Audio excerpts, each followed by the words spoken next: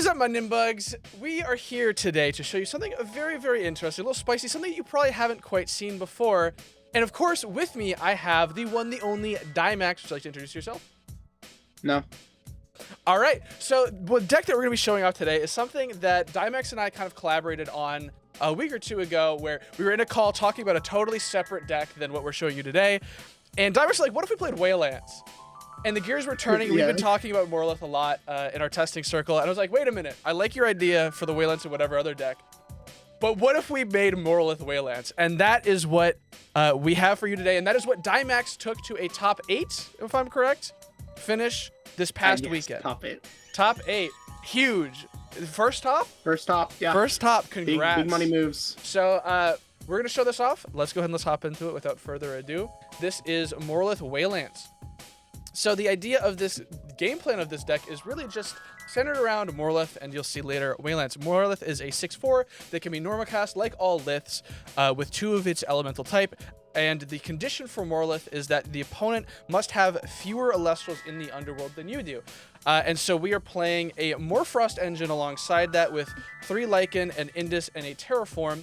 And so the goal here is to be able to normal summon out Moralith really early, have this big 6 drop, and also we are playing cards that make it so that the mill 5 is actually beneficial for this deck as well. The Morphrost engine, I believe, Daimax, you found to be really interesting. Would you care to speak a little bit about Terraform? Yeah, so, see, I kind of, at first when we started talking about Moralith, I was kind of going a little too in on the Morphrost cards. I was like, oh my gosh, I can make Abominable huge. This is going to be awesome. Moralith mills 5. I'm going to hit so many Morphrost. This is crazy. I'm going to get so much value. But eventually, testing kind of had us shaving the Morphrost down further and further and further until eventually we were just playing the minimum amount to get value out of Lycan. The 2 that are actually good are Indus and Terror. Abominable is fine. It's like a 5 if you go Indus, mill 2 more Lycans, and then the Indus dies. But that's a lot of setup, and that's a very slow setup as well. So instead of Abominable, we're playing Terror. Terror is a card that was pretty rare in Morphrost before set 3. Kind of saw some experimentation with Bat Form. Terraform here is really good because it's just an okay defensive body that you can just run out. And shrinking things is really useful in mirror matches, in other matchups where you're dealing with huge bodies. Yeah, so for those that are not familiar with the effect of Terraform, it's a 2/3 that says your opponent's Elestrals get -1 for each Frost enchanting this Morphrost. And there's an additional bonus effect that people forget about a lot, and that's if an opponent activates a card effect, or when a player activates a card effect that targets 1 or more Morphrost, you can discard a Morphrost to negate and destroy the card that is targeting the Terraform. So that gives it a little bit of additional extra protection, while also like essentially representing a 3/4 body. Yeah, that effect to protect does actually come up a lot. You read Morphrost and you look at you read Terraform specifically, and you look at the rest of the Morphrost lineup and see that we're only on 4 total, and you think, and it's very easy to write off that in your mind as flavor text, but frequently in bracket, people would psych themselves out of like Zeusing a Terraform on the off chance that I had another Morphrost in my hand, and that would allow the Terraform to stick a turn, and I'd be able to send into Whalance, send into Moralith if I was down on Elestrals Engrave. I would just be able to ascend super easily because Terraform represents this, well, it's not like huge, it is a very respectable defensive body, and people just have to play around you having a Morphrost in your hand. Yeah, going Zeus with 2 or 3 under it, use the effect target Terraform, feels really bad if all they have to do is pitch a Lycan that was rotting in their hand anyway. Like, that's crazy. So that is sort of the core idea of the deck with the Moralith stuff. Let's now talk about the next piece of the core, which is our Whalance. Whalance is an 8/4 Water Frost, and when it destroys an opponent's Elestral in battle, you get to search their deck for any number of cards with the same name as whatever you destroyed. And then you get to mill them. You get to send them all to the underworld. A lot of it just comes down to this is a Water Frost, so that plays around Tsunami. It plays around double Cryoblast if you were ever worried about your opponent doing that to you for some reason. And it's big. 8/4 is like the only thing that is as large or larger than Wayland. Well, the only thing larger at a 2-drop is a Kuribus. Whalance like is very easy to turbo out with this deck in particular. And the mill effect is just like, it's crazy. It's crazy. You know, there's when this card was first talked about, Morphrost had been revealed, and so people were like, "Oh, Wayland's gonna be crazy, milling out all the Morphrosts." The reality is that this card's just good because you hit over any relevant card in your opponent's deck, and it's like, oh, they don't get to use that anymore. I hit over an Elechick, that seems like not a big deal, but what if they need their Divine? All of a sudden, like, once they're out of that, they're using their Divine, the first one they searched, there's no more. Jolton, you don't get to search your field spell anymore. Astrabbit, you can't sit on a 5 defender anymore. Like, this card threatens a lot and demands a response almost immediately. There's also one more aspect of Whalance that comes up a lot, and I mean a lot, often more than the mill, that isn't really immediately obvious, but the way Whalance is worded, you are allowed to search your opponent's deck. Because of that, you get perfect information of any text they're playing, any cards that they might be playing less of, any weird jump scare cards like Arcolith, and more importantly, because you get to see how many cards are in their deck, with proper knowledge of what common ratios are and what people are playing in the metagame, you will be able to deduce their entire hand. For the rest of the game, you are playing with near perfect information. It is incredible. Yeah, the other piece is that because it says you can search for any number, you're allowed to use the effect even if you've destroyed the third copy of an Elestral. This is something that's come up, I know for sure in testing, I don't know if it came up in your tournament run, Daimax, but you hit over the first Astrabbit with something, you hit over the second, you hit over the third with a Whalance, you can still use the effect to look at their deck and just see, like, all right, I think they've drawn based off of, you know, what I might already know about the list. That is Whalance. You know, we have ways that we want to be able to get to this card. We don't just want to be playing a Narpoon and ascending over. While we do play that, the main goal is to be able to turbo out this card with our Rise from the Ashes type cards, which are 3 Rise from, and we're playing 2 Infrostics. And of course, we'll talk about it in a minute, but we're playing the standard Infrostics into Catarant line so that you essentially have a free way to Rise from the Ashes. Rise from the Ashes is something that's very nice because you can bring back Moraliths, you can bring back Whalances, not just your 1-drops. It's cheaper if you have Catarant and you don't have Infrostics in hand, but you have Catarant and Grave. Moralith milling any of your guys, as long as you have this, you don't feel too bad about it. It actually it makes it so, you know, something that you hear about a lot in a lot of other card games is, you know, the underworld or graveyard as a second hand. This starts to reach that territory, albeit we only have 5 ways of doing this sort of resurrection effect. Daimax, I believe we were talking about this yesterday after your top. There's some very interesting interactions that you've been able to pull off with Rise from the Ashes. Are there any interesting anecdotes that you've got to share with us? Yeah, so Rise lets you play very specifically.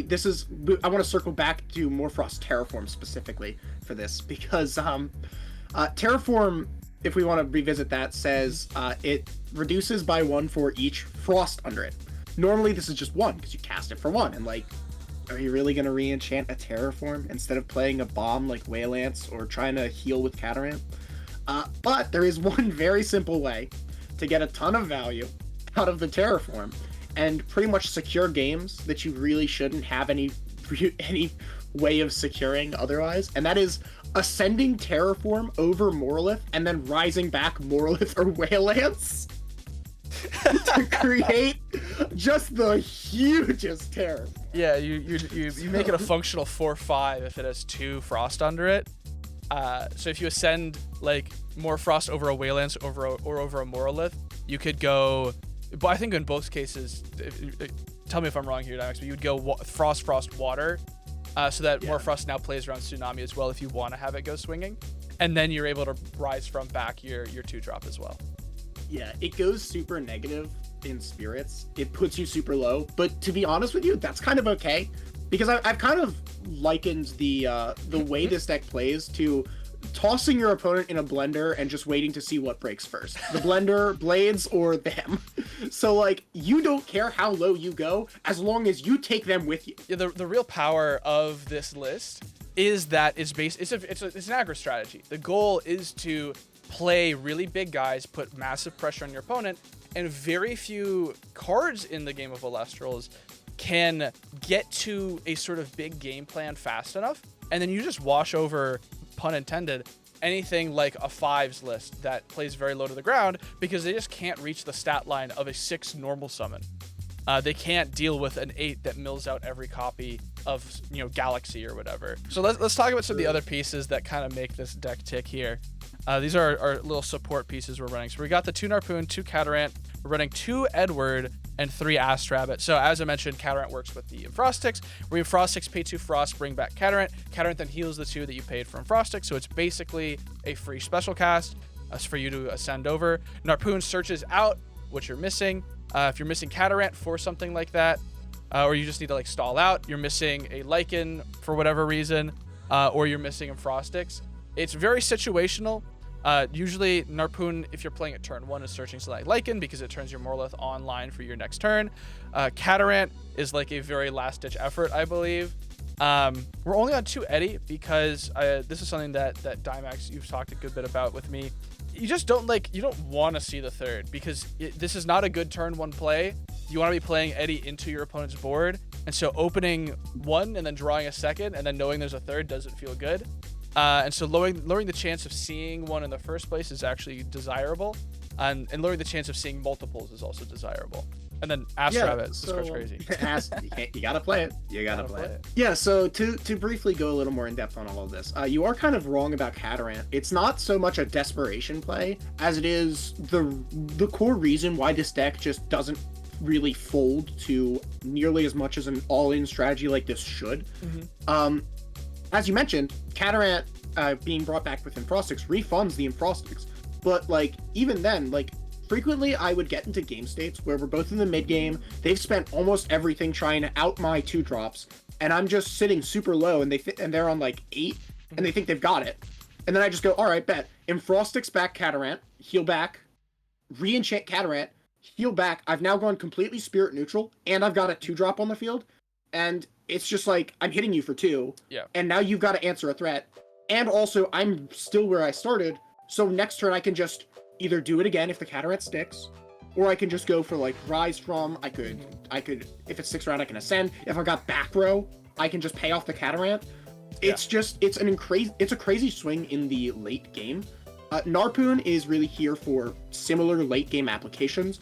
Originally we were on 3, and I didn't really like it because the pool of 1-drop Frost is really shallow. It's really bad. They have very narrow applications, and almost all of them are only good in the late game, right? But Narpoon ultimately was there to fix the problem that you described with Eddie. I would frequently open, because I'm on a Moralith deck, I want to always have a way to get guys in my grave and have more than you. So cards like Eddie in the early game are run directly counter to what my deck wants to do by outing your board. I want to get guys in my grave, and I don't care if a Narpoon sticks. So Narpoon is a great turn 1 play because it's almost guaranteed to die. It's got no stats, and it just searches Lycan form. So that gets me a guy in grave if it sticks around. And it searches Catarant and Enfrostics for mid-game combos. And in the late game, being able to just say, I now have 2 guys in my hand. And you're in the top, and we're in a top deck war. It can seal up a lot. Rabbit's here because we're playing a deck that has 2 to 3 card combos, and we need consistency, simple as. It's also 5. It's a 5. Yeah, 5. That. Simple as. 5, big number. Catarant also is a surprisly large body. 3 is it's not now that 5 is out of the meta, as for the most part. I think there was 2 players that were on 5s, one of which converted, the other one didn't. 3 is not a terrible stat line. It's not the best. It's not terrible. It's not big, but it's not insignificant. Yeah, exactly. Here's our Invoke suite. This is it. Outside of obviously the Rise From that we showed earlier. 3 Ambro, 3 Cryo. Ambro is necessary, especially in a deck that expends so much, but you would never play less than 3 in any deck anyway. And then Cryoblast, from what you told me, Daimax, actually underperformed. Would you want to speak to that? Cryoblast is a very strange card. It's gonna puzzle me for as long as it's in and around the meta, because Cryoblast is a card that is busted when nobody expects it, and the worst card in your deck the second someone's prepared. Yeah.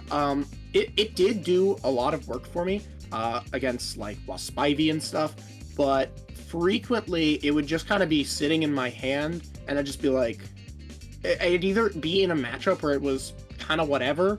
For example, Thunder, because they just go Jolton, search Mount Olympus, now they got a 5/3, and it's what am I gonna do?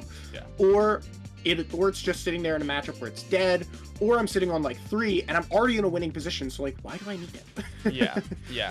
It did come up a lot in late game scenarios, trying to, when we're both jockeying for board control, and I've got like just a Catarant and I need to punch through like a 4 defender, but it did kind of underperform. It's definitely the most cuttable card in this deck, I think.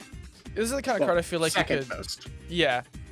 This is a card I feel like you could drop to 2, or you could put to the side deck entirely. I think that Cryoblast was the strongest in 5's format, and now there's no reason to be playing pure 5 stat lines, and so you're able to play Elestrals that have beefier asses, and then also stadiums are coming back into the meta as a result of Lavalith and Laurel's going to 1 each. So you just have Elestrals that will be bigger on average, and a -2 defense doesn't really mean anything at this point.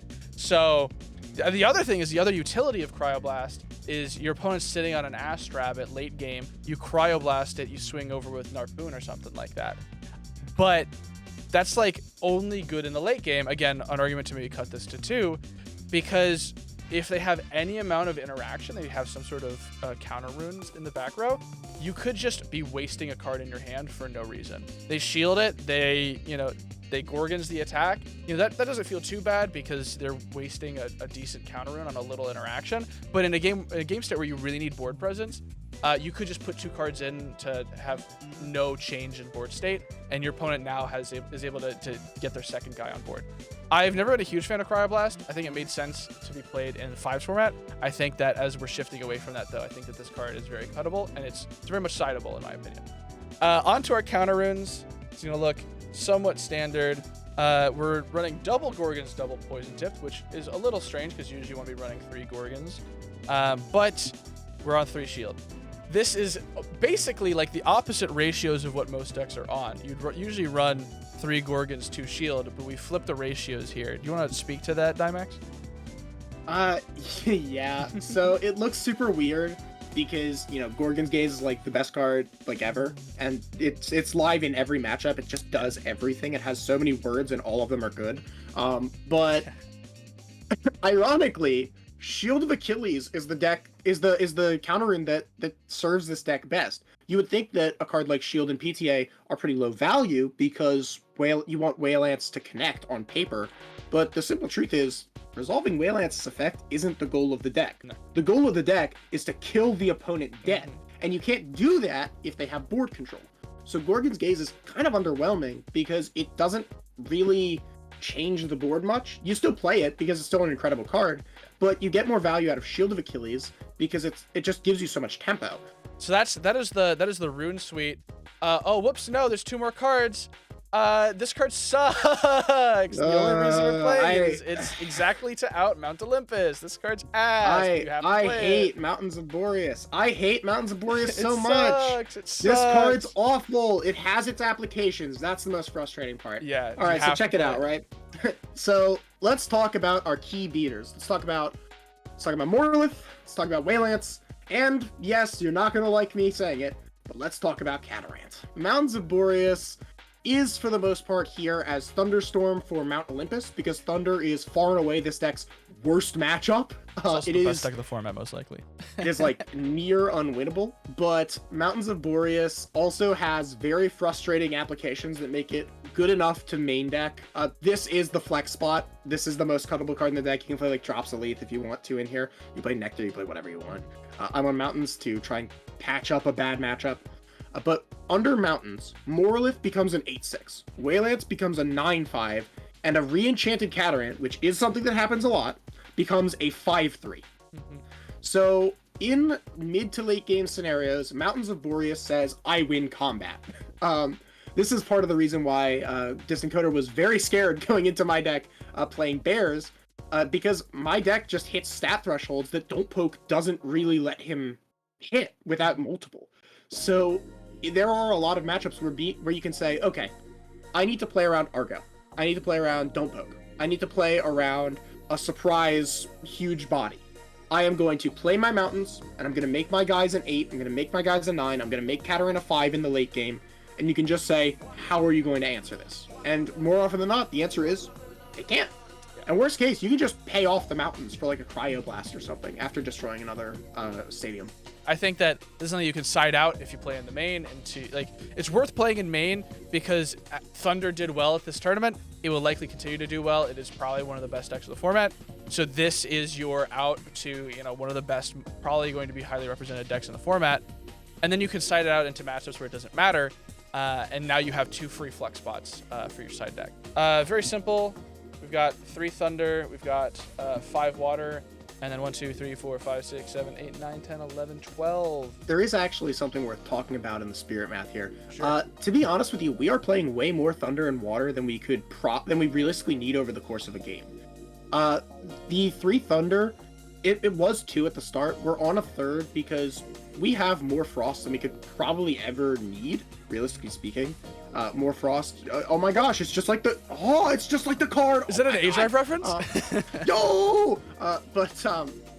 What we did was we actually cut back on Frost a little bit because, realistically speaking, you never need more than 12 over the course of the game, especially with Catarant and 3 Ambrosia. And we're playing a Thunder to ease up the stress on our sideboard a little bit, free up more slots. The 5 Water is really extravagant. It's mostly to prepare for Shield Achilles. Yeah. So that's the Spirit deck. I think there's some really interesting text that we could be running that you can probably fit into the side deck for reasons that Daimax just mentioned. We'll talk about those as we talk about the side deck here. So we're gonna go through this in what Daimax believes overperformed, underperformed, and then is the worst card in the side deck. So overperformers, we've got Tsunami, Eddy, and double Boombat. Yeah, so Tsunami is just an incredible card. I mean, I shouldn't have to explain why 1 mana blank a battle phase is crazy. Very good. The 3rd Eddy is really useful when you're going 2nd, or when you're just in a matchup where you need to just keep trading. You're really in a slugfest. You're just trying to go at each other. And Boombat's really good in big guy matchups. Like it's the mirror breaker, really. Yeah. I believe this was just a performer, or this didn't come up. That's what this was. Sluggle is something that just didn't end up coming up. And this was something that just was okay, right? Dense Fog? Yeah. So Sluggle was in there for heal stall. On paper, heal stall is a very easy matchup for us because we just go, all right, Wayland's attack over Quackle. All right, cool. Yeah. Wayland's attack over Sluggle, you lose the game. Yeah. But in practice, that is not how that goes at all. What happens is you go, all right, Wayland's attack, Shield of Achilles. Okay. Wayland's cast it again. All right, attack. Oh, sweet, it connected. Oh, you drew the others? Okay. Yeah. Race to the top. Why are you using Race to the top? Oh. Wait, my whale's dead. Yeah. Uh-oh. Yeah. And then before you know it, your opponent has a huge hand with 3 or 4 healers. You've gone down to 3 spirits. They're on 7. So Sluggle's there to kind of close the gap and give you a play that lets you keep pace and kind of lets you play bootleg heal stall with Whalance as that haymaker that just lets you break the gameplay that heal stall tries to force you into. And Dense Fog is just there as a catch-all good card, a certifiable good card. It came in often. It did not much often. Mostly it's there for Galaxy. Yeah, it tends to happen. I think something we're gonna see a lot is Heal Stall is still a good deck. The hits to the invoke removal doesn't change the fact that healing is a really strong strategy. I think we're gonna see more decks kind of necessitate towards building heal into the deck a lot more and cutting cards that we want to be playing otherwise to flex around the fact that heal is just really strong and you just need to play it. I think Thunder is basically at this point a bootleg heal stall deck because heal stall is just race to the top at this point with Sluggle. And so I think we're going to see a lot more main decking triple Sluggle, triple Quackle if you can. Main decking Catarant. There are no other healers in the game really that I can think of. Hey! Don't touch on my goat Nemi Sale.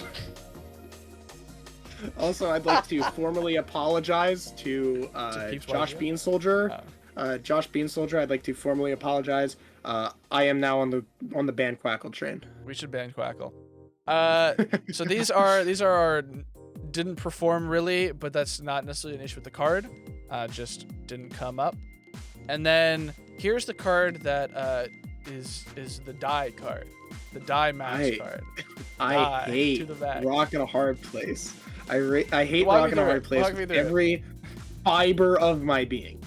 So Rock in a Hard Place is what happens when I just throw something in without testing because it sounds good on paper and it gets hyped up to me. But in practice, what happens is you side it in because you want to beat Divines and you want to beat Stadiums. You tell your opponent, would you like to choose between Equilinx or Demeter? And they say, my hand is full of good beaters, and you're playing a deck full of 8s. I'm gonna get rid of the Equilinx. And they play Viscerus, pump it with Demeter, and your Moralith dies, and then you do too. And or you go, all right, I'm gonna Rock in a Hard Place, target your Jolton and your Mount Olympus. And then they say, okay, keep Mount Olympus. And then they just wonder why you burned yourself for 2. It comes up, it's Earthquake, but only for low value cards. That's not good. Yeah. That's terrible. I hate Rock in a Hard Place. If I ever have to sleeve it up with a deck that doesn't, with cards that don't mention it by name, I am selling all my worldly possessions and becoming a mountain hermit. It's just not worth it. I don't like this card. I think that there are some instances where Rock in a Hard Place are very powerful and very strong outside of Kerberos and Drekking exactly. However, I think that is outside of the context of a competitive setting. I think when you're going into the field of competitive decks for Elestrals at a premier event, this card is not good. Outside of, again, decks that mention it by name. But if you're going into a locals, this can be a very high performer because it's either more likely that your opponent will choose a bad target, or it is just possible that their deck suffers a lot more to that random spot removal. But I think it's something that is much more usable in decks that actually want to be playing Lunar and Water separately than oh, let me tech a Lunar into my Water Frost deck. I think that needing to fit 2 Lunar into the side for this and Dense Fog means that it's a lot easier to cut this card, especially since it didn't perform well. But that is the side. That is the deck that we have for you today. This deck's crazy. I'm very excited. I haven't been able to play a whole lot recently, but I've been very excited to play this list, and I've had a lot of fun chatting with Daimax, brewing this up, and I'm very, very happy that you were able to convert well with it, and congratulations on your first ever Elestrals top. That's crazy. It's with a sick deck too. This deck rocks. It's really fun watching people react to. It was really fun watching people react to Whalance coming down for the first time. I dropped it against I think it was Spicy Sausage. I dropped the Whalance. He was like, what does that do? And I lost it. The short answer is it's got the number 8, the number 4, and it's blue and purple. But it's it's just crazy. It's crazy. Yeah. Card is beautiful. This deck is beautiful. It is a beautiful humming machine that just kills you. It just kills you. And that both you and your opponent. And yeah. I'm really glad that I was able to do well with it. Yeah, what's crazy to me is how close we got to the final list in the first shot. The very first list that I sent you, very similar to this list. There's maybe 5 cards that are different. It was wild. It makes so much sense, and it's really cool to see cards that if you asked me if Moralith or Whalance were playable in Frostfall or the start of Daybreak, I'd tell you, hell no way. But no, these cards are crazy. These cards are really, really cool, and they can do a lot. So with that, thank you so much for watching, everyone. Thank you to Daimax for working with me on this deck, and for showing it off here on the channel. Make sure to go check out Daimax. They have a YouTube channel with a recent video talking about Chronodial and the sort of ways to approach Chronodial and building the Chronodio deck. So go check that out. Go leave a nice little comment in the comments section. And yeah, thanks for watching. Peace out, my Nimbugs. Bye-bye. Bye-bye.